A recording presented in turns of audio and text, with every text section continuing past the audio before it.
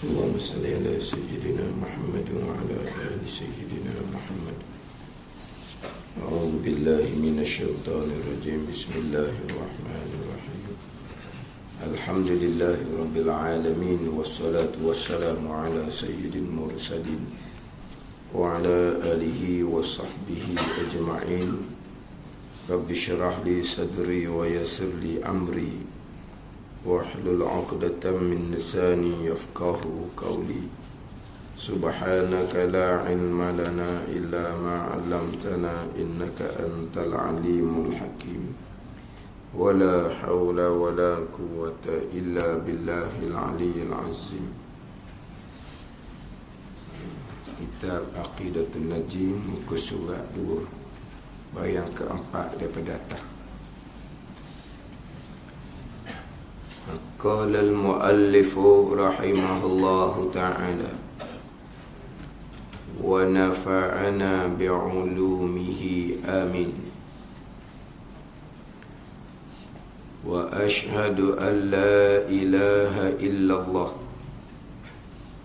وحده لا شريك له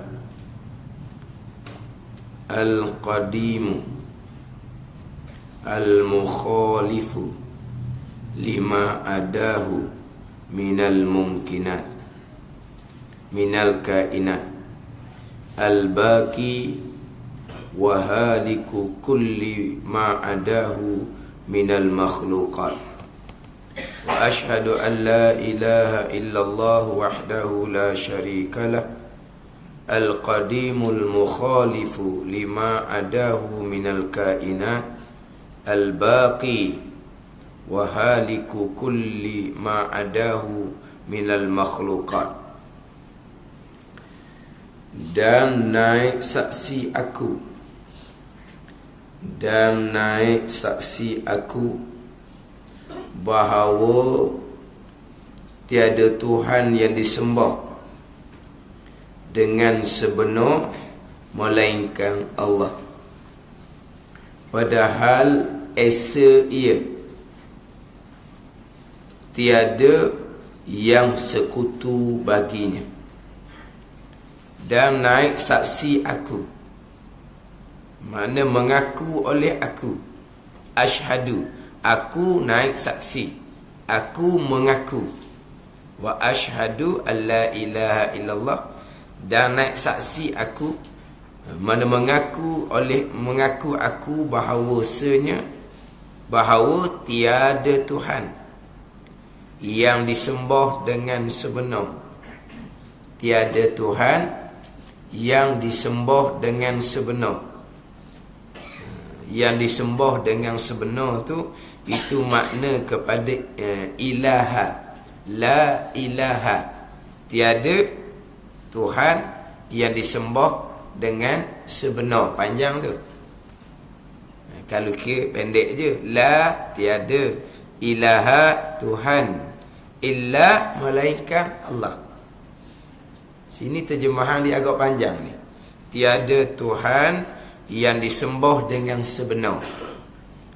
Jadi ilah ni, ilaha itulah, ilahun, ilah ni, terjemahan dianya tiada ilah ni Tuhan yang disembah dengan sebenar, tu ilah.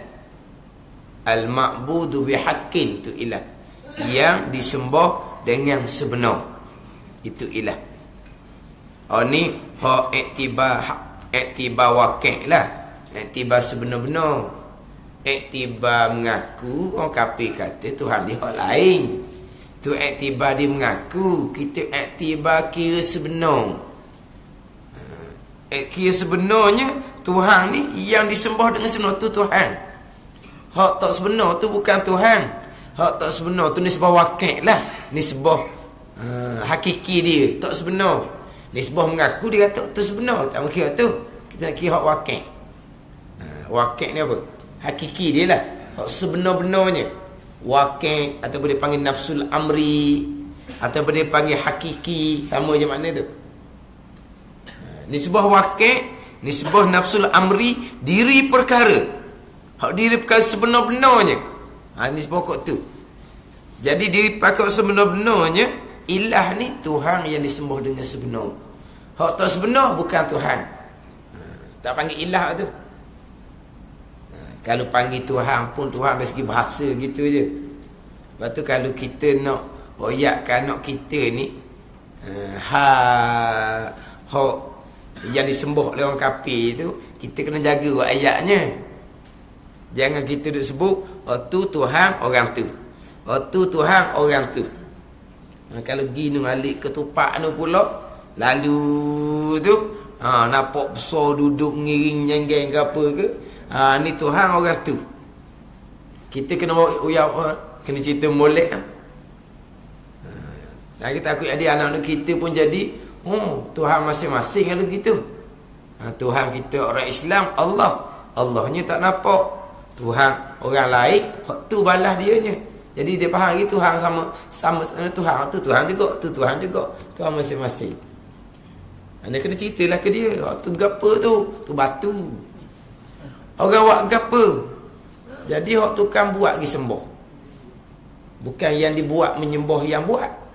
Yang buat menyembah yang dibuat. Kena cerita gitulah. Kita dilarang. Kita mengata mencerca agama lain. Tapi kita dilarang mengata mencerca agama lain. Bukan kita kata kita ni jenis toleransi betul belaka, bukan. Cuma untuk jaga agama kita daripada dicerca oleh orang yang lain. Maknanya konsep agama orang. Kalau dia konsep cerca agama lain, dia akan cerca balas kepada agama kita. Maka janganlah. Betul tu. Bukan maksud kitanya kita ni bertolak ansur, agama ni okey belaka, agama ni nak kebaikan belaka, comel belaka, baik belaka. Sebab apa? Sebab mana-mana agama pun cuma semua nak kebaikan belaka. Jangan kau tu, penuh gana. Penuh gana. Atau timbul dulu lama lah. Dulu agama ni betul belaka, masuk syurga dengan jalan masing-masing. Islam masuk syurga dengan jalan Islam.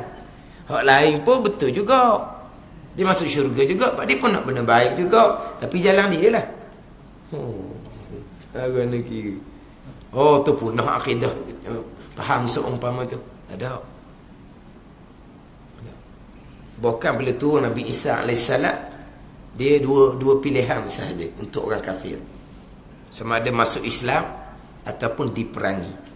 Bila turun Nabi Isa AS di akhir zaman. Sekarang ni ada 3 pilihan. Masuk Islam, ataupun kita buat perjanjian ke, buat perjanjian tunduk di bawah kerajaan Islam ke, ada lagi pilihan. Bayar jizyah tu. Ada pilihan lagi, ataupun diperangi. Tapi bila turun Nabi Isa AS, 2 saja. Sama ada masuk Islam ataupun diperangi. Jadi seolah-olahnya syariat Nabi kita terubah apabila turun Nabi Isa AS. Bukan. Syariat Nabi SAW tidak terubah. Sebab Nabi Isa AS, dia akan menurut syariat Nabi SAW. Maka nampak macam terubah tadi tu, daripada 3 pilihan kepada orang kafir, sama ada masuk Islam ataupun duduk di bawah perjanjian, kemudian ataupun diperangi. Bila orang kafir ni dia memerangi orang Islam. Tapi kenapa bila tu Nabi Isa AS jadi tinggal 2 pilihan, sama ada masuk Islam ataupun diperangi? Macam terubah tak? Memang syariat ni Nabi sudah nyatakan. Sampai ke turun Nabi Isa 2 pilihan. Mana bila turun Nabi Isa, orang kafir hanya ada 2 pilihan. Itulah syariat Nabi SAW. Bukan Nabi Isa mengubah syariat Nabi SAW. Sebab apa? Sebab agama yang sebenar, Tuhan yang sebenar adalah Allah Subhanahu Wa Taala. Agama yang sebenar adalah agama Islam. Jadi Tuhan-Tuhan ni kena kepada yang disembah dengan sebenar. Al-ma'bud bihaqqin, tu ilah. Tuhan-Tuhan disembah dengan sebenar ni, pastilah Tuhan ni terkaya daripada segala-gala. Segala-gala mestilah hanya berkehendak kepadanya. Tu mari daripada ilah tu lah. Daripada syahadah kita, asyhadu an la ilaha illallah Daripada syahadah kita, pengakuan kita, ikrar kita bahawa tiada Tuhan melainkan Allah. Allah jiwa Tuhan, Tuhan yang disembah dengan sebenar. Yang disembah dengan sebenar pastilah terkaya daripada segala-gala, pastilah segala-gala hanya berkehendak kepadanya. Bila Tuhan ni terkaya daripada segala-gala, segala-gala hanya berkehendak kepada Tuhan sahaja, pastilah Tuhan bersifat dengan sifat kesempurnaan yang tidak terhingga banyaknya, masuci daripada sebarang sifat kekurangan yang tidak terhingga banyak. Ini mari. Daripada syahadah tadi ni, nak pergi pula kepada kepercayaan kita kepada Allah, Tuhan yang sebenar, yang terkaya daripada segala-gala, yang segala-gala hanya berkehendak kepadanya. Turun kepada ni uzainu bil qalbi pula, turun kepada mengaku, membenar dengan hati. Nak benar hati ni turun kepada rukun iman pula, beriman kepada Allah. Tapi permulaan asasnya mari daripada syahadah Islam, syahadah, pengakuan. Bila kita naik saksi Allah jua Tuhan, Tuhan bala mana? Tuhan ni yang disembah dengan sebenar. Yang disembah dengan sebenar ni pastilah terkaya daripada segala-gala. Segala-gala hanya berkehendak kepadanya. Tuhan yang terkaya ni daripada segala-gala ni, macam mana Tuhan? Pastilah yang bersifat dengan sifat kesempurnaan, masuci daripada sebarang sifat kekurangan. Ni turun pergi pula pada beriman kepada Allah. Nak beriman kepada Allah, kena kenal Tuhan. Kena kenal Tuhan. Ini dia punya jalanan dia lah. Sebab itulah dua kalimah syahadah ni merangkumi agama, merangkumi agama Islam. Sebab itulah orang kafir, kalau mati kafirnya kekal neraka, nak masuk pada agama Islam kitanya, kena mulakan dengan ni. Asyhadu an la ilaha illallah wa asyhadu anna Muhammadar Rasulullah. Bukan kena baca-baca benda lain. Bukan kena baca Fatihah, bukan kena baca qul Allah, bukan. Kena mengucap dua kalimah syahadah. Kenapa? Kerana agama kita merangkumi dalam dua kalimah syahadah. Agama kita. Maknanya kalau kata kan biasa kita dengar kan, orang nak bawa dua kalimah. Nak bawa dua kalimah. Mana apa nak bawa dua kalimah? Mana nak bawa agama lah. Sebab agama kita duduk di bawah dua kalimah syahadah. Bila sebut kata kami nak bawa dua kalimah, mana apa nak bawa agama. Bila nak bawa agama, mestilah bersumberkan kepada ilmu Al-Quran, ilmu hadis Nabi SAW. Nak bawa dua kalimah, nak bawa agama, mesti ada ilmu. Tak lagi dah. Tiba-tiba ilmunya tak ada. Dan nak bawa agama apa? Nak bawa dua kalimahnya apa? Ketulis khok molek, asyhadu an la ilaha illallah wa asyhadu anna Muhammadar Rasul. Kita pun bawa kita. Bawa kata tak? Bawa pikul dua kalimah. Bukan?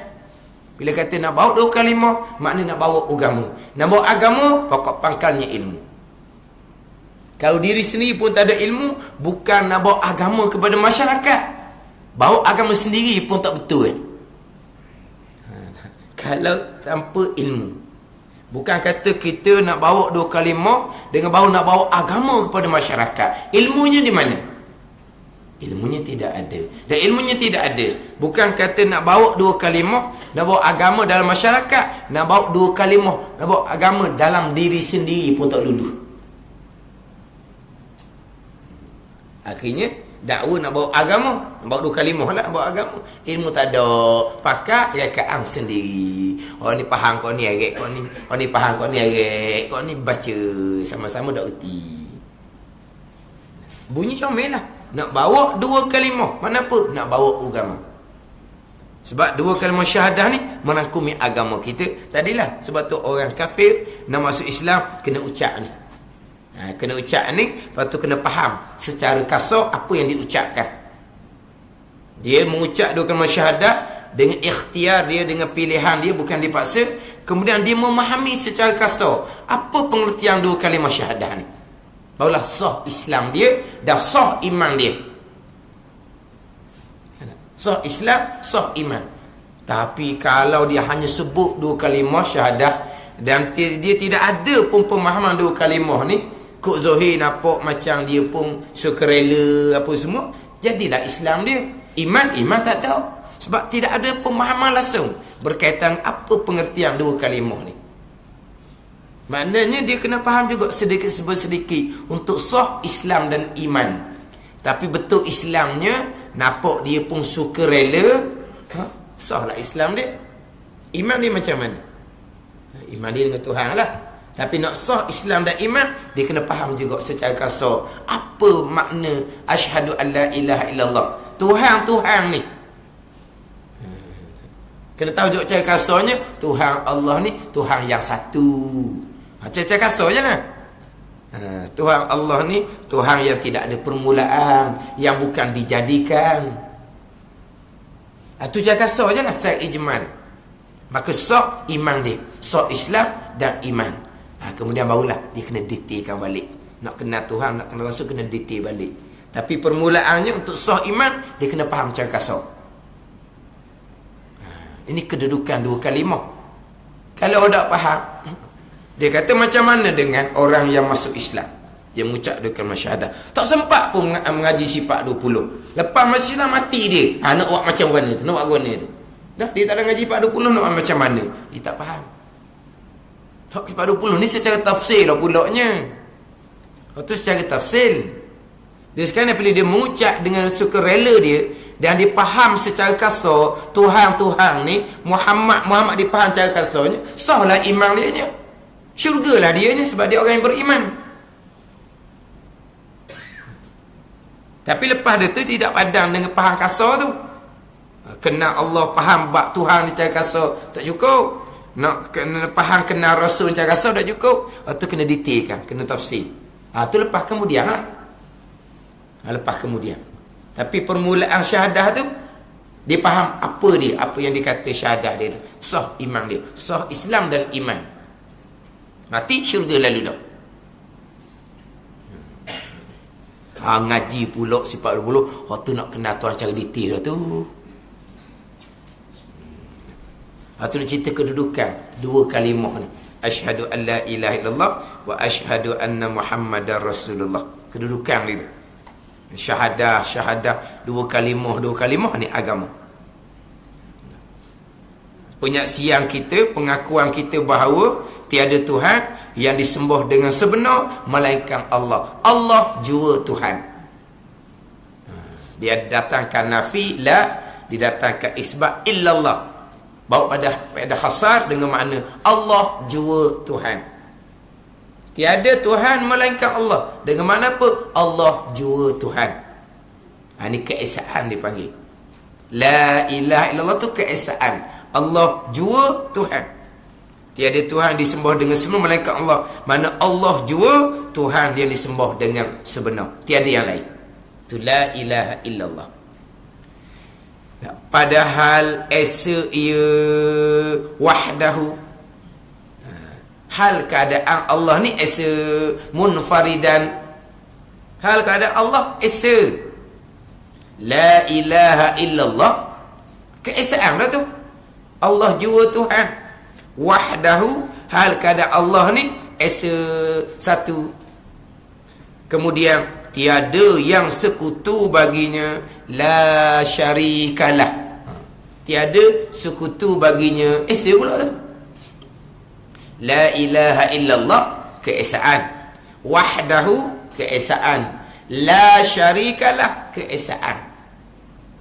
Ini ulang pecah keesaan kepada tiga keesaan. La ilaha illallah, isyarat keesaan pada zat. Wahdahu, isyarat keesaan pada sifat. La syarikalah, isyarat keesaan pada af'al, perbuatan. Ni yang kita duk baca semua lepas mayang 10 kali ya. La ilaha illallah wahdahu la syarikalah, lahul mulku wa lahul hamdu, yuhyi wa yumiit wa huwa ala kulli syai'in qadir. 10 kali tiap-tiap lepas solat. Cukup tu, cukup dah. Cukup dah kita. La ilaha illallah wahdahu la syarikalah, lahul mulku wa lahul hamdu, yuhyi wa yumiit wa huwa ala kulli syai'in qadir. Last kalinya, wa huwa ala kulli syai'in qadir, dan ia Allah kuasa atas tiap-tiap sesuatu. Kesemuanya duduk di bawah kekuasaan Allah Subhanahu wa ta'ala. Tapi la ilaha illallah wahdahu la syarikalah cukup dah. Keesaan pada zat, keesaan pada sifat, keesaan pada perbuatan, cukup. Di hujungnya wa huwa ala kulli syai'in qadir, dan ia Allah kuasa atas tiap-tiap sesuatu. Kesemuanya duduk di bawah kekuasaan Allah Subhanahu wa ta'ala.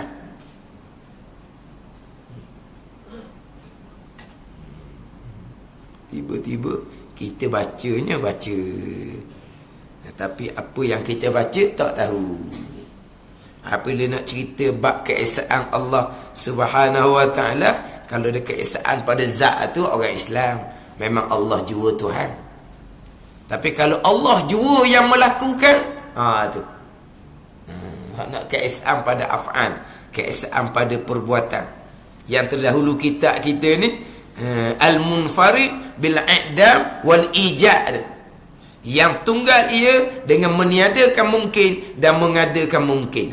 Ni tunggal pada meniadakan dan mengadakan mungkin. Kesemuanya datang daripada perbuatan Allah dengan keesaan Allah jua yang melakukan segala-gala perkara.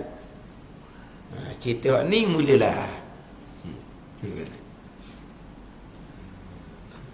Kesemuanya datang dari perbuatan Allah. Semuanya datang dari perbuatan Allah. Sekali lalu tu okeylah. Kesemuanya datang daripada perbuatan Allah Subhanahu wa ta'ala. Sebesar zarah pun tidak ada melainkan perbuatan Allah. Dia penekanannya perbuatan Allah. Sebab apa? Yang zahir ke kita adalah kesan daripada kudrah Allah Subhanahu wa ta'ala. Asar kesan daripada taksir kudrah Allah Subhanahu wa ta'ala. Sebab itulah sifat iradat, sifat ilmu didahulukan dengan sifat kudrat. Didahulukan dengan sifat kudrat. Sebab apa? Sebab yang nyata depan kita adalah asar kesan daripada kekuasaan Allah yang bersifat dengan kudrah. Hak berlaku depan kita ni semuanya kekuasaan kudrah Allah Subhanahu wa ta'ala. Kemudian Allah melakukan, Allah menjadikan, Allah buat ni, buat khayal gitu ke? Baru cerita pula. Berlaku depan kita ni Allah buat belakang ni. Hak berlaku depan mata kita ni semua perbuatan Allah. Kemudian Allah buat tu. Allah buat ni ada tak ketetapan Allah asal? Ada tak susunan Allah asal? Allah ada pelan ke tak? Ke Allah buat dengan khayal? Siapa masa nak buat gitu ya? Kita sendiri pun buat apa-apa ada perancangan, ada susun atur dulu. Tapi sebahagian kerjaan kita ada gak kita buat bahan gambar. Ada hak kita buat ikut perancangan, dan mari mecok, mari malah, mari puas, mari letih, kita buat ikut dan lah, tak ikut perancangan dah. Kita. Tapi perbuatan Allah ni, Allah buat ni, Allah telah menetapkan pada azal iradat. Bagi pada iradat. Bagi pada iradat. Walaha ketentuan azal dengan perbuatan Allah sekarang, ketentuan azal dulu. Tapi kenapa? Penekanannya adalah di perbuatan Allah sekarang, bukan ketentuan Allah. Pergi kepada ijad wal i'dam, meniada dan mengada ni sekarang. Lepas tu hak ketentuan yang Tuhan meniada, mengada, Tuhan membuat muafakat dengan apa yang Tuhan tentukan pada azal. Bukan Tuhan buat dengan khayal, buat dengan lupa, buat dengan hanyut, bukan. Hak buat sekarang ni Allah buat. Tapi Allah buat tu dengan muafakat dengan kehendak iradat. Baru naik pada iradat. Baru pergi pada ketentuan. Antara ketentuan Allah dengan perbuatan Allah, ketentuan dulu, perbuatan susul kemudian. Ini takluk dia lah. Sifat iradat koding, sifat kudrat koding. Dia tak ada dulu kemudian. Dia punya takluk fungsi sifat. Iradat hak tanjidi kodimnya menentu sedia kala. Kudrat tanjidi hadis mengadakan sekarang. Mana hak koding tu dulu. Kemudian menjadikan sekarang. Tapi kenapa timbulnya penekanan hak Tuhan menjadikan dulu? Tadi hak zahir kita. Tuhan menjadi nak ambil mana ni? Muafakat dengan iradah. Itu dia punya dia duduk di bawah huraian sifat yang ketujuh, kudrah. Bila apa yang Tuhan buat muafakat dengan iradah, disusuli dengan sifat yang ke-8, sifat iradah. Barulah pergi pada menentu. Kemudian Allah menentu, meletak ni. Meletak dengan jahil gitu. Allah meletak iradah muafakat dengan ilmu. Muafakat dengan ilmu pula. Keluar sifat yang ke-9, sifat ilmu. Ni susunan sifat 20 ni akidah kita ni. Nak buang hak ni jadi kucalanai. Nak buang kaedah ni. Ulama susun kaedah yang ke-7 kudrah, yang ke-8 iradah, yang ke-9 ilmu tu. Ulama susun tu ada dia punya hikmah dia. Tiba-tiba ni kita tambah. Tu kadang-kadang keluar pergi pada bab pekerjaan Tuhan, bab ketentuan Tuhan ni jadi mengarut sekali. Orang agama sekalipun. Dia main dengan kaedah sifat 20. Macam-macam cercaan. Macam-macam tohmahan. Dengan kaedah sifat 20. Tapi orang yang balas ni, orang panggil apa? Bahan bala. Siapa di persoalan rukun iman yang ke-6, macam-macam bawakan.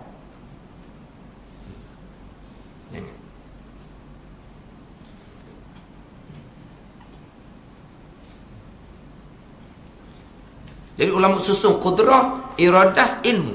Jadi iradah menetap ni muafakat dengan ilmu. Kena kemas itu. Bila muafakat je dengan ilmu, ilmu Allah mengetahui sedia kala. Ilmu Allah mengetahui sedia kala dan mengetahui segala-gala. Wa huwa ala kulli alim bro. Innahu ala kulli syai' alim. Apa ayat ni? Hak qadir, kudrah, hak alim. Ayat mana? Ayat mudah-mudah itu. Hak alim pula ujung tu. Syai' juga. Ala kulli syai' juga. Apa ayat dia?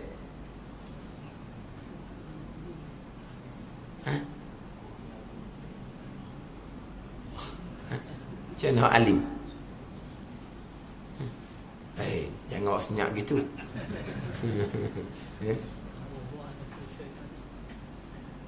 Yelah. Hak biasa ayat yang dibaca. Di banyak hak alim ni ujung tu. Tapi hak biasa ayat ni baca. Qad ahata li kulli syai'in ilma. Satu. Hak meliputi ilmu Tuhan. Dah alim ni. Sami'un alim.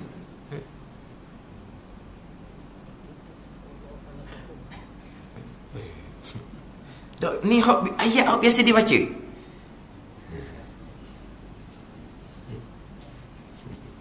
Lepas tu nak pakai ayat ruan ni. Pakai ayat ruan ni. Ayat hak akidah hak semua-semua, hak baca semua pun.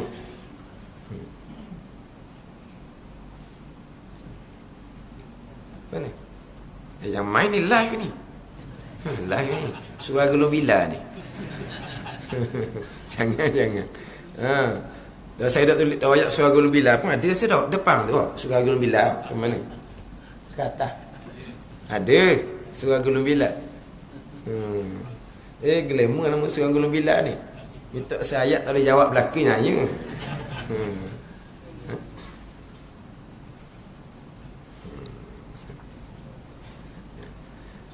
Jadi ketentuan iradah Allah ni muafakat dengan ilmu Allahnya ta'alluqnya tanjizi qadim. Mengetahui segala-gala perkara pada azal. Mengetahui segala-gala perkara pada azal. Bila iradah menentukan muafakat dengan ilmu pula ta'alluq ilmu ni tanjizi qadim, mengetahui segala-gala perkara pada azal, pastilah iradah menentukan segala-gala perkara pada azal juga. tak lagi lah. Sebab dia muafakat dua ni.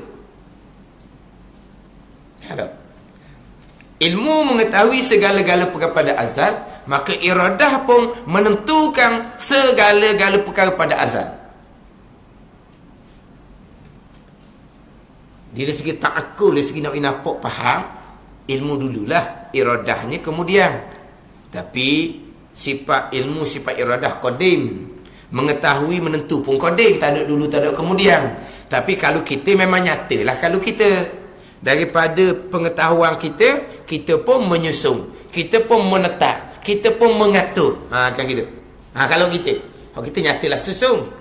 Terlebih dahulu kita mengetahui, nyata satu-satu perkara, jelas satu-satu perkara, kemudian kita pun merancang, menyusun, menentu, menetap. Kalau kita pengetahuan Allah qadim, tanzil qadim. Menentu Allah pun, penentuan Allah pun qadim, tanzil qadim, sedia kala. Tapi kalau kita kemas ini antara ketentuan iradah, muafakat dengan pengetahuan Allah, Allah mengetahui segala-gala perkara pada sedia kala, maka iradah pun menentukan segala-gala perkara pada sedia kala. Maknanya tidak adalah yang tergantung, tidak ada mu'allaknya tidak ada, dan mustahil berubah sama sekali. Mustahil, tak tergambar di akal kita ketentuan Allah berubah, tak tergambar sama sekali. Sebab kalaulah ketentuan Allah terubah, di manakah letak ilmu Allah Subhanahu wa ta'ala? Wasak di sifat ilmu. Tak tergambar di akal kita. Nak nampak kok mana ketentuan Allah ni berubah, ketentuan Allah ni tergantung.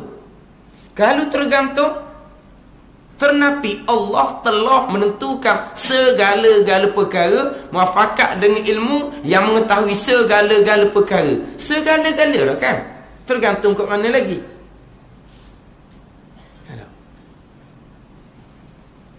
Kemudian apabila ketentuan Allah segala-gala tadi, tidak ada tergantung dah, muafakat dengan ilmu Allah ni mengetahui, meliputi ilmu Allah segala-gala perkara yang tidak terdahulu sembunyi. Bukan kata Allah asal tak tahu, kemudian baru timbul tahu. Pengetahuan Allah sedia kala. Bila muafakat dengan pengetahuan Allah sedia kala ni, maka mustahil berubah sama sekali. Akal tak akan terima ketentuan Allah berubah. Sebab ketentuan Allah muafakat dengan ilmu.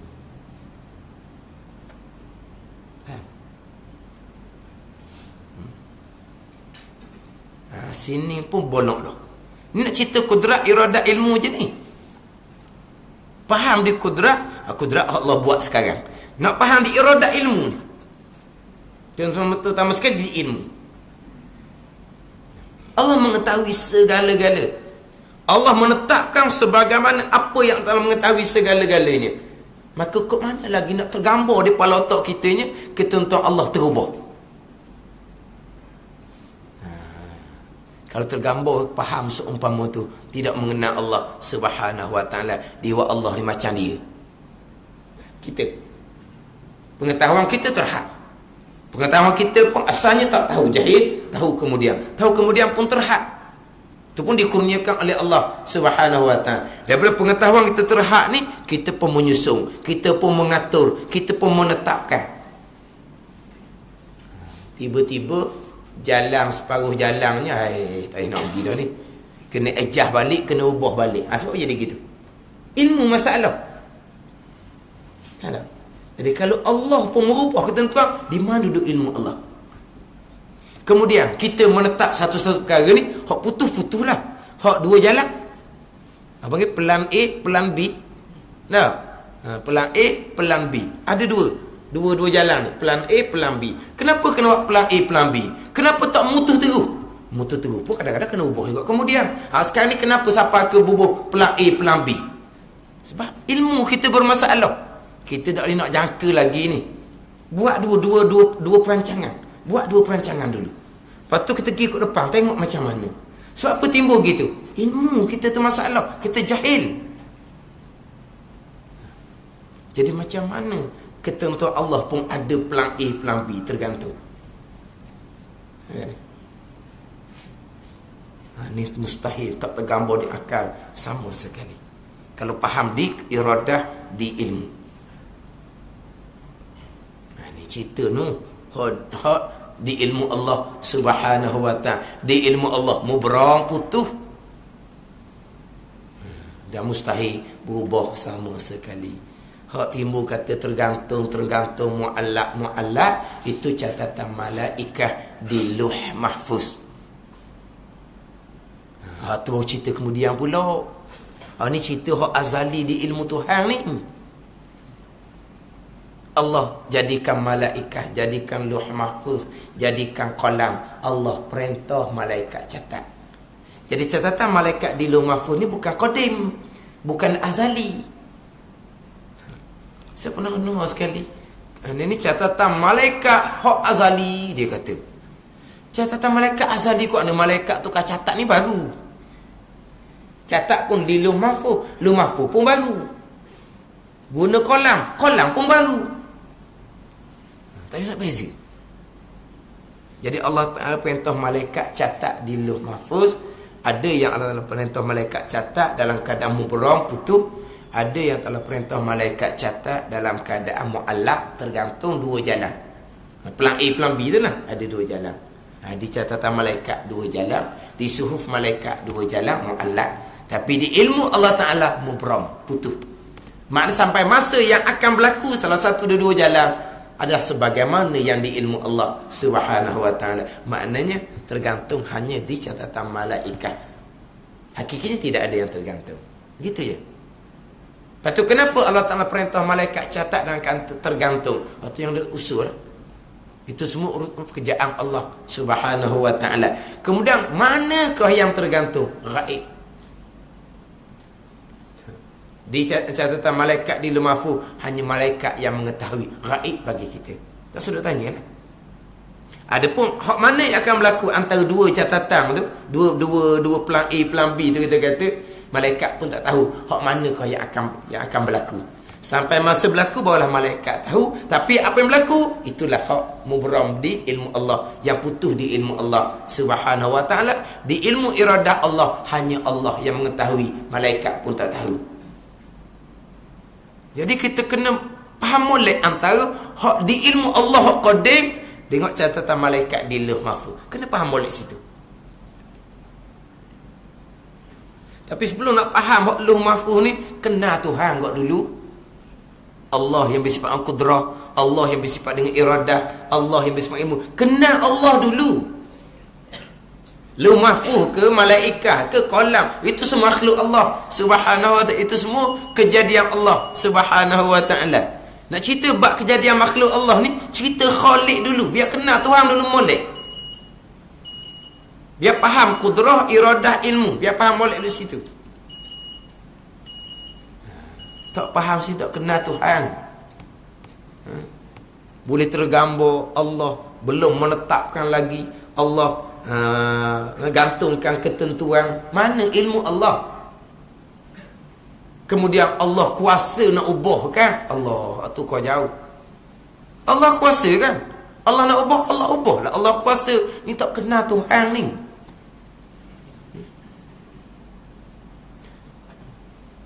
Kekuasaan Allah tidak berkait dengan perkara mustahil. Sebab terubah ketentuan azali, terubah ketentuan mubram di ilmu Allah Subhanahu wa ta'ala tu perkara mustahil. Kudrah Allah tidak berkait dengan perkara mustahil. Jadi kalau Allah menentukan kod lain, sampai masa dah kudrat ni kuasa, kudrat nak buat benda lain, kok mana jadi Allah, sifat Allah Subhanahu wa ta'ala? Kita sendiri pun kalau buat balas tu, orang tak pegang buku dah.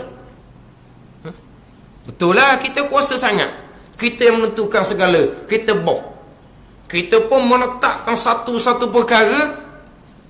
Orang pun terpaksa ikut supaya jalan. Aku kuasa, aku nak ubah pula. Tak boleh pegang buku dia ni. Mutuh kod lain, buat kod lain. Boleh pegang buku dah orang kita. Bayangkan, dia boleh terfikir di akal dia, Allah kuasa kan? Allah ubah, nak ubah pun. Boleh tergambar seumpama tu. Dan ni boh kuasa kan? Boh kuasa. Mutu tetap dah ni. Dah, aku nak mana pun, aku kuasa. Orang pakai dak balas tu. Sekali gitu, sekali gini ni. Ini cerita bab kenal Tuhan ni. Cerita bab kenal Tuhan ni. Tak lepas, tak ada benda lah kita. Lepas tu dalam bab ni, kalau kita faham kemah kudrah, iradah, ilmu, komplit. Sebab itulah pembicaraan rukun iman yang keenam, qadar dan qada, dia berpusing di 3 sifat. Kudrah, iradah, ilmu. Faham situ? Fahamlah. Qadar dan qada rukun iman yang keenam. Faham 3 sifat tu. Kudrah, iradah, ilmu. Tapi dimulakan dengan kudrah. Hak nyata depan kita ni. Kesan kekuasaan kudrah Allah Subhanahu wa ta'ala. Allah menjadi ni macam mana ni? Allah menjadi muafakat dengan apa yang iradah tentukan. Iradah tentu ni macam mana pula ni? Muafakah dengan ilmu Allah Subhanahu wa ta'ala. Ilmunya macam mana? Ilmu Allah mengetahui segala-gala perkara pada azal. Ilmu mengetahui segala pada azal. Maka iradah pun menentu segala-gala perkara pada azal.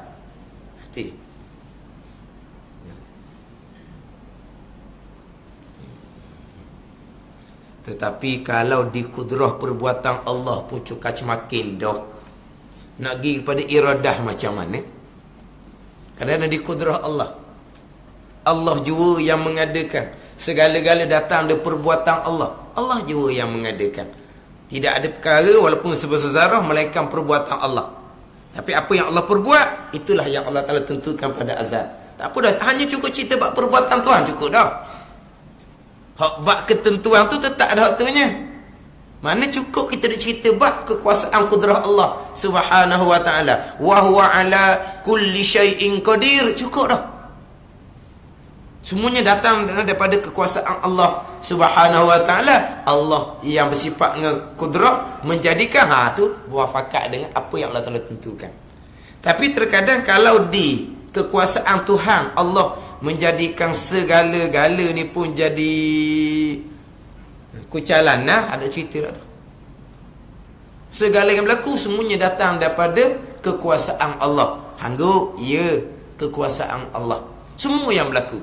Sebesar zarah pun tidak ada melainkan kekuasaan Allah. Allah yang melakukan. Ya. Apabila dicontohkan, nak tengok faham ke tak faham. Allah menjadikan segala-gala perkara tu. Khaliqu kulli syai, yang menjadikan sekalian perkara tu. Faham tak sekalian perkara? Macam cerita faham. Termasuklah bergerak cicing pun Allah yang gerakkan. Hak tu automatik je. Hak tu duduk situ dah. Pegang seumpama tu tak ada benda lah. Bila nak cerita bab pegangan, agama tidak menyusahkan. Jadi nak cerita gok cicing Allah buat menyusahkan. Agama tidak menyusahkan. Kejahilan kita tu yang menyusahkan. Kejahilan kita, tidak makrifatullah, itulah yang menyusahkan kita. Ini kan, apabila benda tu bercanggah dengan keinginan, sekarang ad-dinu yusrun, agama mudah. Agama tidak menyusahkan. Yasir wala tu'asir, permudah oleh kamu, jangan kamu menyusahkan. Ni gok cicing pun Allah buat juga, ni menyusahkan. Apa benda menyusahkan? Itu hanya pengertian pemahaman yang kita kata terdahulu, semuanya perbuatan Allah. Semuanya perbuatan Allah. Lepas tu gok cicing pun Allah lah buat. Menyusahkan. Bukan. Jadi benda sama je padahal. Semua Allah buat. Tidak ada yang berlaku melainkan Allah buat. Cuma nak faham semua tu mana apa. Sebesar zarah pun tidak ada yang berlaku melainkan Allah buat. Sebesar zarah pun tidak ada. Cicing ni benda besar. Tidak cerita lagi nak lepas basikal. Tengok nak lepas basikal. Main ikut basikal pula orang. Dah kali-kali kayak gitu kok. Bukan Allah yang menggerakkan cicing, automatik. Sutir basikal ataupun bukan Allah yang gerakkan. Allah cukup gerakkan kaki kita sudah. Ingat basikal lepas. Jadi maknanya, mula-mulanya Allah yang melakukan segala-gala. Ya. Mudah tak? Mudah. Gak cicing Allah buat. Agama menyusahkan. Agama tidak menyusahkan. Oh, pulak dah. Ini berat tak berat orang.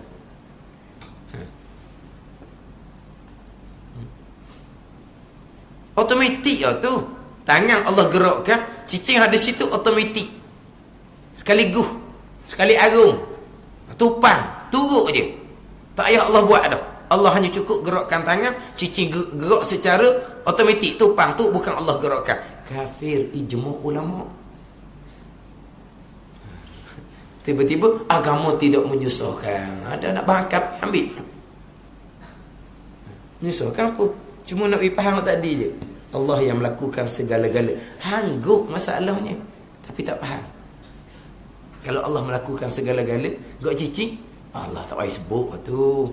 Segala-gala kan? Ya belaka lah tu. Bukan kata cicing. Semua gerak pun semua ada tangan kita. Gerak Allah juga. Di tangan kita ada kumang. Gerak juga kumang. Allah juga. Masa dia tanya lah. Sebab apa? Kita kemah dah faham ni. Segala-gala Allah buat. Dah cukup. Tak ada menyusah-menyusah. Segala-gala Allah buat, bererti Allah buat muafakat dengan iradat. Mana iradat menentukan segala-gala? Iradat menentukan segala-gala.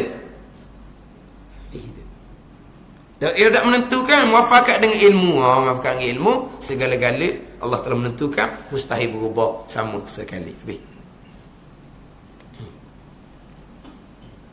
Itu berkat kaedah sifat 20. Boleh cerita sikit sebanyak ni bab qadar dan qada ni sifat 20 lah. Jangan duk main kaedah sifat 20. Hak ni boleh tengok dalam rakaman belakang. Orang yang mau main kaedah sifat 20 memang punagana dalam bab akidah. Tak faham.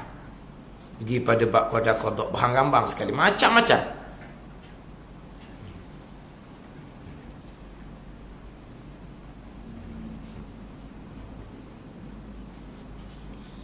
Sebab itu terkadang benda yang jelas-jelas nyata salah timbul di kalangan hak belawang lah. Hak belawang jelas-jelas nyata salah. Tapi hak pihak lawan pun tidak boleh nak ambil poin. Ni habis dah, cukup dah. Salah balah ni Allah hanya mengetahui, Allah tidak menetapkan, Allah tidak memutuskan, menafikan ta'alluq iradah. Allah hanya mengetahui, ilmu je. Iradah ni mana? Tidak ada. Allah hanya mengetahui. Allah tidak menetapkan. Allah tidak memutuskan. Kalau Allah telah menetapkan, Allah telah memutuskan segala-gala, apa perlu Allah tu rasa? Tu memang jelas-jelas bagi apa? Salah atas darat. Menungging nampak salah. Tapi sebaliknya, mereka lawan kepada salah ni pun tak boleh nak ambil poin pun. Sebab apa? Sama-sama mengigat.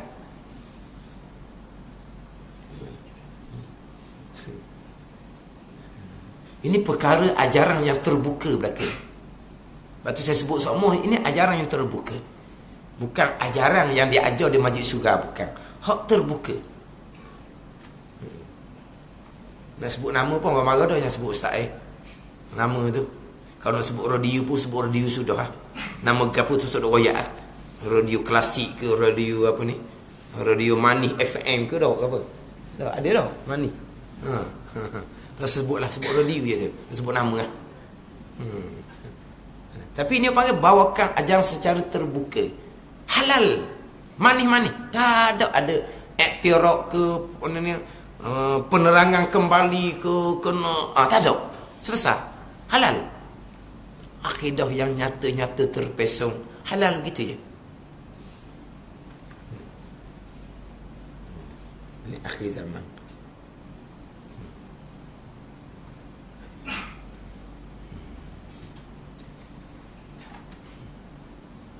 Kadang-kadang nak menafikan ketentuan Allah pada perkara-perkara yang salah, pada perkara-perkara yang jahat. Hak nak menafikan. Hak nak ubah Tuhan, dia ubah Tuhan. Jadi pelik. Satu ketika nak menafikan perkara jahat datang daripada Allah. Satu ketika lain pula benda hak tak baik, benda salah, dia ubah ke Tuhan. Jadi pelik juga. Di masa yang sama, seolah-olah menafikan ketentuan jahat tu daripada Allah. Perkara jahat tu datang daripada perbuatan dan ketentuan Allah. Tapi di masa yang sama, kalau berlaku perkara yang buruk, berlaku perkara yang salah, molek mana ada pula bubuh ke Tuhan. Kalau kata banjir, banjir tu dia kata ni taburan air hujan. Tak? Taburan air hujan yang banyak, dia kata. Itu memanglah tak ada kaitan makhluk tu. Memang kita sandar kepada Allah Subhanahu wa ta'ala. Itu taburan air hujan. Tapi kenapa air hujan yang turun ke bawah ni tidak boleh mengalir? Yang jadi banjir ni kerana air tu naik. Kenapa air tu naik? Kerana air tu apa? Sekat. Stop. Faham tak? Sekat. Tak nak mengalir. Sebab tu air jadi naik. Kenapa air tu tak nak mengalir? Kenapa air tu sekat? Kerana begini projek lah, begini parik lah, parik tersumbat lah, macam-macam. Itu semua tu perkara-perkara yang salah belaka. Di masa yang sama perkara salah nak nafikan takdir Tuhan. Tapi bila berlaku musibah bermula dari perkara salah ni, takdir Tuhan pula dah. Ni kata pelik. Takdir Tuhan. Nak lagi dah air naik berpunca daripada tadi lah. Mana kejahatan tangan manusia tu. Tiba-tiba disandar takdir Tuhan. Nak lepas diri, molek-molek ada pula.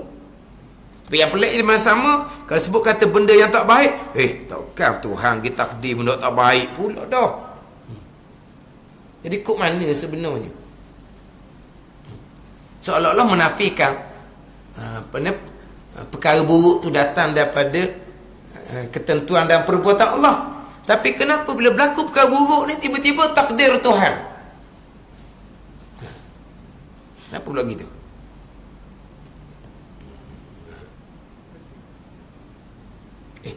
Tak, bukan satu benda yang pelik. Bawakan yang menafikan ketentuan buruk tu daripada Allah Subhanahu wa ta'ala. Biasa ada bawakan perkara buruk Allah tidak menentukan. Allah hanya mengetahui. Kalau Allah menentukan perkara buruk tu berlakulah, dihukumlah, zalim Allah. Ini Mu'tazilah terang-terang. Ada bawakan seumpama ni. Menafikan ketentuan iradah Allah pada perkara buruk. Hanya Allah mengetahui. Allah tidak menetapkan, Allah tidak memutuskan. Allah hanya mengetahui. Itu jelas-jelas Mu'tazilah. Memang ada bawakan ni.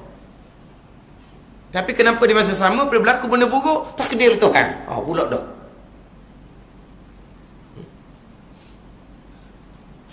Kan? Ini timbul pula pembicaraan berkaitan dengan perubahan iklim alam. Perubahan iklim alam. Dia punya program ni tak sebulan gambar lagi. Tapi elangnya ada semua. Perubahan iklim alam. Adakah takdir Allah semata-mata ataupun perbuatan manusia? Adakah takdir Allah semata-mata ataupun perbuatan manusia? Adakah yang bukan takdir Allah semata-mata? Tidak ada. Sebesar zarah pun tidak ada. Semuanya takdir Allah semata-mata. Itu tetap dah. Kenapa pula timbul? Adakah takdir Allah semata-mata ataupun perbuatan manusia? Menjawab kat mana? Takdir Allah semata-mata, mana bukan perbuatan manusia. Perbuatan manusia, mana bukan takdir Allah. Ke mana? Sebab di persoalan tu dua. Adakah takdir Allah semata-mata ataupun perbuatan manusia? Sekarang ni pembicaraan nak bicara bab rukun iman, bab qada-qada ke, kita nak membicarakan pandangan Islam berkaitan dengan apa yang berlaku perubahan iklim alam. Punca asbab zahirnya macam mana? Ikut asbab zahir, puncanya macam mana? Sekarang ni punca ni kerana apa? Kerana kerosakan yang dilakukan oleh tangan manusia. Zaharal fasadu fil barri wal bahri bima kasabat aydin nas. Zahir kerosakan di daratan dan lautan mari daripada perbuatan yang diusahakan oleh tangan manusia. Sekarang ni berlakunya perubahan iklim alam kerana kerosakan yang dilakukan oleh tangan manusia. Kita nak bahas bab zahir. Kemudian macam mana pandangan Islam berkaitan dengan perbuatan manusia ni, dan macam manakah pandangan Islam jalan penyelesaian dia. Tu cerita bab syariat lah. Cerita bab syariat. Bab pegangan takdir Allah, kedak takdir Allah, tak sudah cerita dak tu. Sebesar zarah pun tidak ada malaikat takdir Allah. Semata-mata memang semata-mata takdir Allah. Sebesar zarah pun tidak ada malaikat semata-mata takdir Allah. Tapi kenapa timbul soalan seumpama ni? Nak bicara bab apa sebenarnya? Nak bicara bab apa? Nak bicara bab akidah? Ke nak bicara bab syariat zahir? Macam mana pandangan Islam apa semua, penyelesaian mengikut pandangan Islam, itu bab syariat. Dia punya iklan rancangan dua ulang semua. Adakah semata-mata takdir Allah ataupun perbuatan manusia? Mana tajuk utama dia? Perubahan iklim alam, takdir Allah ataupun perbuatan manusia. Dia semata-mata tu soalan awal.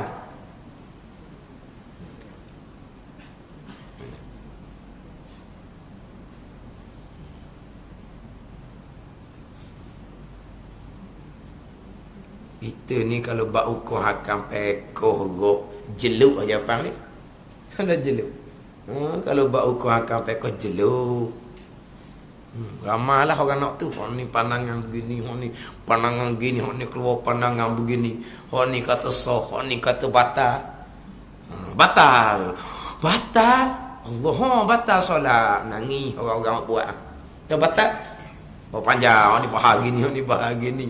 Oh kalau bak pekoh.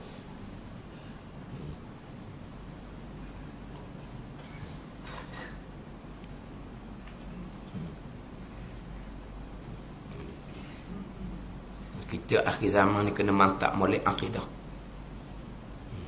Akidah kita satu. Akidah orang yang bertanggungjawab kita tu. Satu.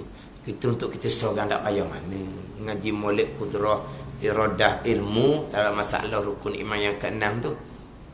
Tapi hak mereka-mereka yang bertanggungjawab kita tu. Anak cucu kita tu, keluarga-keluarga kita. Yelah kadang-kadang kita nak bicara bab pegangan ni kadang-kadang serum juga. Kalau ada bangkangan. Bergerak cicing Allah. Kok cicing Allah juga? Allah tu otomatik sudah. Oh payahlah dia nak urah. Payah. Dia apa? Mau pegang gitu ke? Siap. Susah. Tapi kau ke mana pun kena hadap. Tak boleh lok ni. Cuma kadang-kadang respon tu lah respon. Otomatik lah tu. Dah jari cicing ada di jari. Allah gerakkan jari tu otomatik. Sekaligus, sekali arung, sekali jalan. Sudahlah Allahnya. Takkan tangan pun Allah gerakkan. Cicing Allah gerakkan. Banyak kerja Allahnya. Dia tak kenal Allah kalau gitu. Tengok Allah ni macam dia. Kalau kita ni banyak kerja, memang tak ada tangan. Kena Allah pun gitu juga. Mana kalau tubik bangkangan tu. Tu memang takut lah. Tapi takut dah takut, kena hadap, kena cerita. Kena cerita pak ni. Kena bercakap. Sama-sama kita kerja ke, kawan-kawan kita ke, kena cakap. Kalau dipakai hangguk, alhamdulillah. Mana apa? Mudah-mudahan itulah pegangan. Kita hanya cerita tu cerita. Kena cerita sama baru-baru. Alhamdulillah. Gitulah. Ini anggapan kita. Tapi kalau penuh sekali orang agama digecek orang mengajar. Gecek orang mengajar ni kalau salah nak ambil tindakan lah. Mana orang cek orang yang mengajar ni, dia kena teror daripada orang mengajar lagi tau. Kawan ni. Kalau kita tukang periksa, tukang cek dia mengajar betul tak betul. Kita yang tukang periksa ni dengan ilmu orang mengajar, memang kena label tinggi kita tau. Dia balik-balik jumpa ustaz. Ada ke dia mengajar? Burung terbang tu pun Allah buat, bukan sayap yang buat. Kejut ke? Dia orang ngajar kata gitu.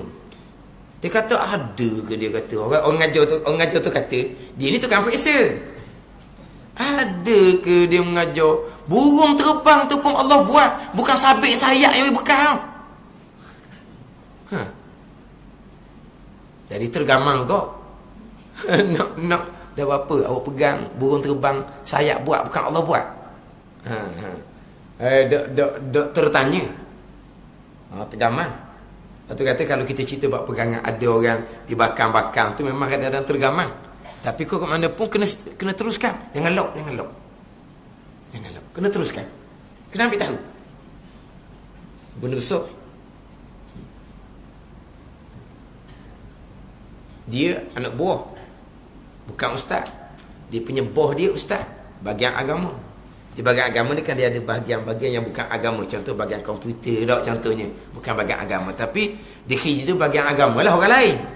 Tapi dalam bahagian agama tak ada benda yang bukan bahagian agama. Dan dia bukan bahagian agama. Maka dia pun cadang supaya buat kuliah. Sebab tempat dia tu biasa buat kuliah. Tapi kuliah ceramah gitu je. Boleh kan ceramah semangat buat ibadat. Gitu je. Dia pun cadang lah supaya buat kelas ilmu tauhid. Buat kelas ilmu tauhid, ilmu pegangan. Dia pun sebutlah berkaitan dengan perkara jahat. Boh dia kata, hak jahat Tuhan kau ana pula, dia kata. Boh dia ustaz dia pula kata gitu. Boh dia orang agama kan. Hak jahat mai mana pula? Takkan mari Tuhan kau jahat. Ya anak buah dia buat contoh. Takut salah pegangan. Anak buah ni bukan ustaz. Cuma dengar-dengar surah gitu je. Jadi caranya supaya nak pastikan pegangan ni termasuk macam perkara jahat kan. Takut orang tak faham kan. Hak jahat ni takdir Tuhan juga. Kena-kena hak dia pun. Mari mana pula takkan takdir Tuhan dia jahat. Lepas anak buah ni senyap. Lepas tamu tanya. Tak tanya buah. Orang dia faham dia. Tak tanya. Takut. Bukan takut ke buah tu. Takut. Kalau dia pegang gitu sungguh. Sakit lah. Sakit dia. Bukan kita. Tapi kita nak. Ni bab pegangan ni. Kalau bab pekoh. Kita carilah pandangan-pandangan mana pun. Yang mengiyakan apa dia buat. Biarlah pandangan tu bukan mazhab Syafi'i pun. Dah nak buat gitu sangat. Tak apalah. Kita mengiyakanlah. Hak awak buat ni, pandangan mazhab ni okey. Tak apalah. Kita carilah. Walaupun pandangan tu mazhab lain, walaupun pandangan tu pun tak apalah. Kita mengiyakan hak dia buat. Atau bab pekoh. Kalau bab tauhid tak ada. Bab tauhid tak ada.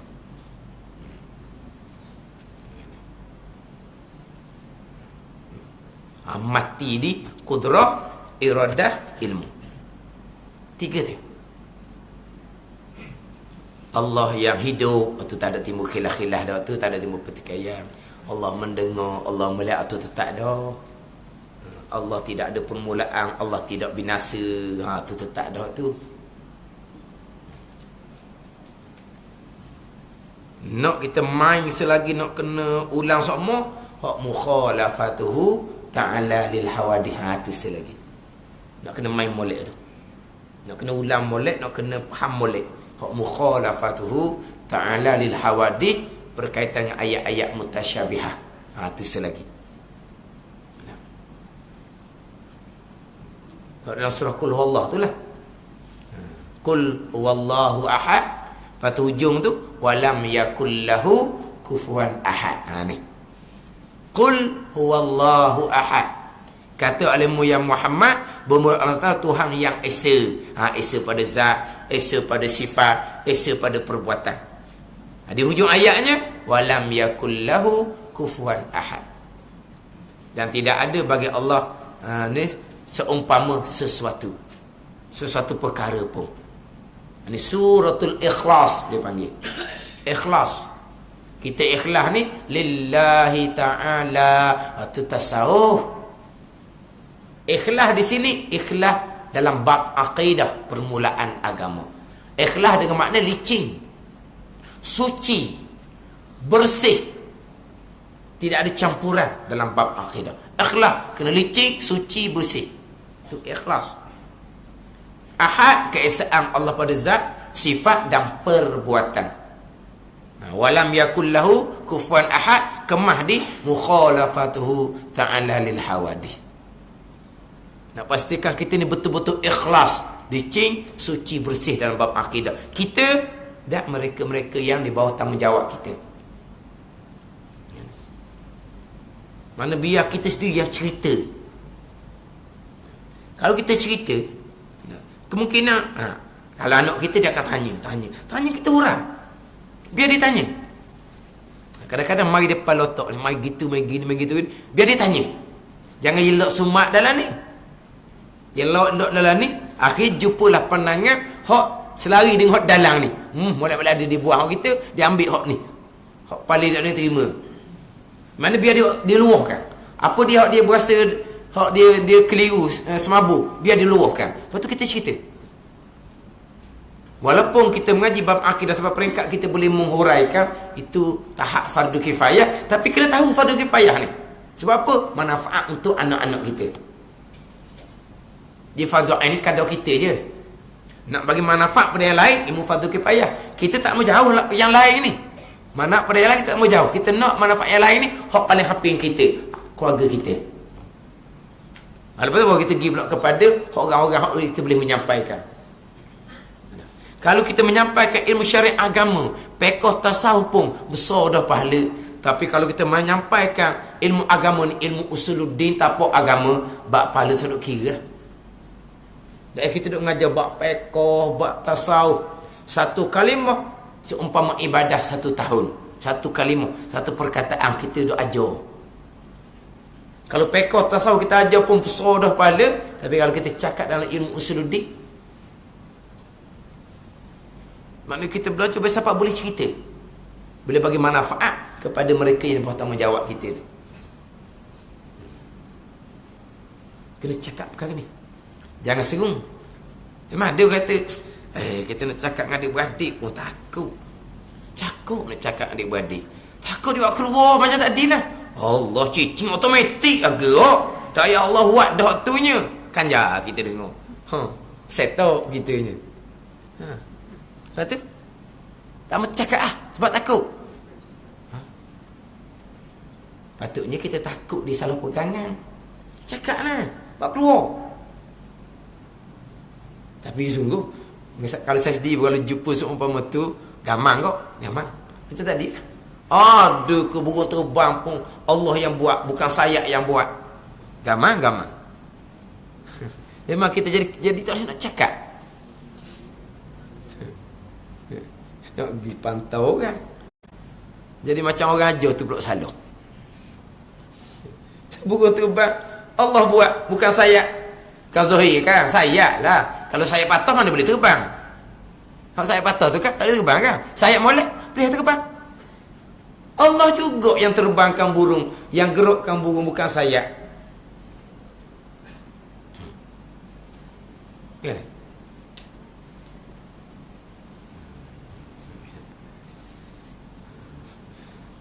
Ada juga dia kata, saya pun dulu gitu Ustaz. Tapi dulu tak sudah ceritalah. Dan kalau kita dulu pun gitu, dia kena cakap lah pada orang lain pula. Kita dulu pun gitu, kita perbetulkan pegang, kita bertaubat kerana kita belajar. Dah kawan tu nak ajak belajar tak ambuh, ajak kita ke surau tak ambuh. Kita kena tubik lah pula. Kalau kita Tuhan tak buka jalan, boleh tahu, boleh berpegang akidah sebenar, beratlah kita ni. Adik-beradik kita pun sama lah, pok rabok kita pun sama lah. Pok rabok kita tu lah. Kalau pergi di surau pun dia nak cari benda dia suka, gitu je. Dia suka. Learning ni berasa sekali-sekala lah. Nak berhenti ngajar fiqh tasawuf rasa.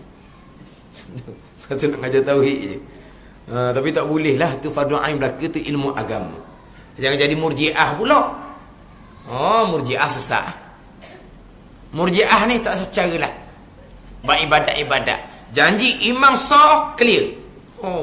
Murjiah. Tapi kita nak dengar murjiah tau. Nak dengar murjiah. Murjiah ni kalau kita buka firqah-firqah sesat, ada di dalam tu murjiah. Mu'tazilah lah juga. Murjiah ni dia berpahaman janji pegangan kita solid, suci, licin, bersih, molek, buat apa dosa pun tak jadi gapo pun. Tak lekat pun dosa. Nak berzina ke, nak mencuri ke, nak menarik ke, janji akidah clear, hak tu sekat belaka. Tak kena rasa. Ni melampau ni. Dia bandingnya orang kafir. Hak syirik kepada Allah. Dia buat apa baik pun boleh tak pahala? Tak boleh langsung pahala. Sebab apa tak boleh pahala? Sekat di syirik dia. Tak. Kalau tauhid, buat jahat, sekat di tauhid lah.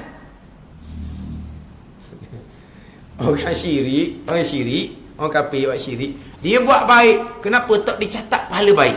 Sebab sekat dengan syirik. Orang yang ada tauhid, dia cimolek pegangan, dia buat jahat, sekat jugalah. Jahat tu tak ada lah kena dosa. Tu murji'ah. Ini sesat. Kita tu dengan iman ni turun naik. Mari daripada pekoh kita, tasawuf kita. Tak boleh tinggal. Orang kita lebih belajar pekoh sikit, ustaz pekoh tauhid bila? Tauhid bila? Bagus tu. Nampak dah. Dah pekoh kan? Pekoh berat, bata. Mazhab lain, merengang pula berasa. Gitu. Ni banyak bata. Biar bata lah. Lepas tu kan, biar dia tungginyo kita dengar. Belajar tambuh nak semayang. Biar jadi semayang tu batal belaka. Ni batal. Tapi kalau mazhab lainnya tak batal. Sedap ada dengar. Mana kalau kena orang batal tu suka. Kena tanya dia batal, dia ada tak mazhab lain kata tak batal. Makanya dah kalau kena tadi. Selagi solid satu jalan, tasawuf. Tu satu jalan. Tu kena ikhlas molek, kena licin molek tu. Riya, ujub, takabur, hasad, ada tak pandangan kata makruh tak apa dah? Tak ada. Ijma' ulama, haram dosa besar. Tak ada tu. Macam lama kening tu, wa amal molek, tapi riya, tapi hasad, kena amal lain, tak ada tu, habis. Licin habis dah tu, tak ada.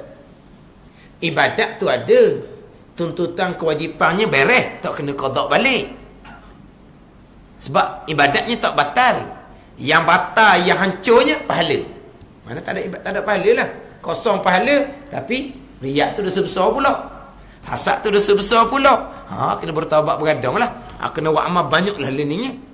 Dah amal lama kini walaupun comel pekoh, comel pegangan pun, tapi hati riak, wujud takabur, hasad. Dah ada tak pandangan? Tak ada. Tak ada pandangan. Tauhid, tasawuf. Tapi orang kita berahi sangatnya, pekoh. Pekoh ke baik. Baguslah, bukan salah ni. Comel lah berahi pekoh tu. Mana je? Cakap molek. Bab pegangan kena cakap. Jangan duk bimbang-bimbang, jangan duk takut-takut. Ni oyak je. Kena saya sendiri pun basuh juga. Takut. Cuma cerita umum gitu je. Nak keluar tu kadang-kadang serung. Serung nak cakap. Dengar orang anak beranak ke kawan-kawan. Takut. Macam tadi boleh cakap. Burung terbang. Takkan Allah juga sayang. Tak keluar. Nak usul tanya macam mana awak faham. Tak keluar. Jadi macam Allah.